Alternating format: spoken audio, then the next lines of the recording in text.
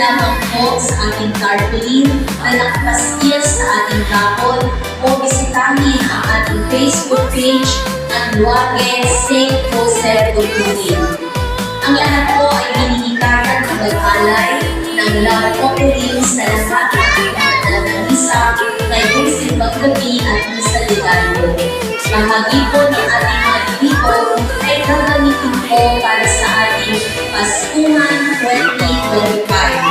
Kung saan tayo po ay mamamahagi ng medyo water box para sa ating mga kapatid na nangangailangan. Suportahan po natin ang ating raffle project ng ating Fiesta Committee na may tema Binti ng Biyaya at kay San Jose ang magagawa. Dates raffle, Enero 18, 2026, first prize, 50